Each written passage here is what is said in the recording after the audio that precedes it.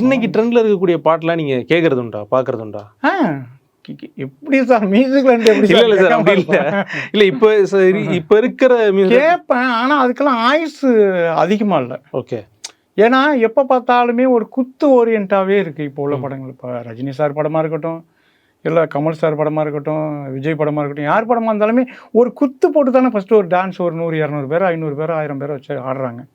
இதே தான் அவங்க கேட்குறாங்களோன்னு நினச்சிக்கிறாங்க. படத்துக்கு படம் அப்படி தானே வருது உங்களுக்கு. மியூசிக்கை பெருசாக எக்ஸ்ப்ளோர் பண்ணலன்னு சொல்லி அப்படி தான் நான் நினைக்கிறேன்.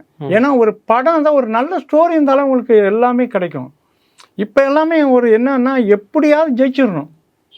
ஆடியன்ஸ் என்ன மூடில் எவ்வளோ ஸ்பீடில் போகிறாங்கன்னா அந்த ஸ்பீடில் நம்ம ஏதாவது பண்ணி இதை ரசிக்க வச்சிடணும். ரீல் போட்டு ஏதாவது ஒன்று பண்ணி எல்லாரையும் அதை கேட்க வச்சிடணும், ரசிக்க வச்சிடணும். அந்த நேரம் நமக்கு வந்து அது ஹிட்டு அப்படின்னு சொல்ல வச்சிடணும், அவ்வளோதான்.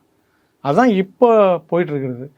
நல்ல படம் பண்ணால் என்றைக்குமே ஹிட் ஆகுது. இப்போ ரப்பர் பந்து வந்து மிக சாதாரணமாக பண்ணப்பட்ட படம் தான், மிகப்பெரிய ஹிட் அது. அப்போ அந்த படமும் வந்து ஹிட்டாக தானே ஆகுது. ஏன்னா ட்ரெண்டுங்கிறது சவுண்டிங்கு, சில டெக்னாலஜி. இப்போ அன்னைக்கு வந்து ஃபில்மில் இருந்துச்சு, இன்றைக்கி டிஜிட்டல் ஆகிட்டு. ஆமாம். அன்னைக்கு வந்து எல்லாம் லைவில் மிக்ஸ் பண்ணோம், இன்றைக்கி எல்லாமே விஎஸ்டி ஆகிட்டு. அவ்வளோதானே ஒழிஞ்சு உணர்வுகள்லாம் ஒன்று தானே.